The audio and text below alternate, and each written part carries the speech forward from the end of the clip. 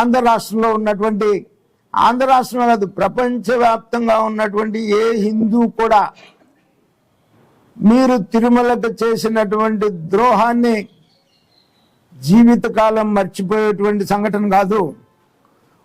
ఎందుకంటే మీరు అధికారంలో ఉండగా హిందూ దేవాలయాల్ని, తిరుమలని ఎంత అపవిత్రం చేసేవాళ్ళో మేము ఆ రోజు బీజేపీలో ఉండి మాట్లాడేవాళ్ళం. విగ్రహాలు చేతులు నరికి కాళ్ళు నరికి విజయవాడలో డంపింగ్ యార్డ్లో విగ్రహాలు తీసుకెళ్లి డంపింగ్ యార్డ్లో పడేసి ఎంత అవమానపరిచేవాళ్ళో తెలుసు. అయ్యే హిందువు కూడా మీ అరాచక శక్తుల్ని మర్చిపోయేటువంటి పరిస్థితి కాదు.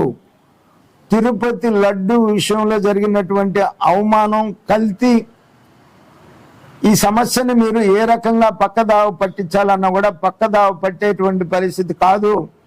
మీరు అనుకున్నారేమో బూతులు తిట్టి అంటే మీకు మొదటి నుంచి కూడా అదొక అలవాటు. బూతులు తిట్టి సమస్యని పక్కదావ పట్టించేటువంటి అలవాటు. మీరు బూతులు తిట్టినంత మాత్రాన ప్రజలు మర్చిపోయారు అనుకున్నారా? మిమ్మల్ని 24లో వదల్లా ఎంటాడి తరివారు మిమ్మల్ని. అప్పుడు కూడా ఇంకా మీకు బుద్ధి రాకపోతే ఎట్లా?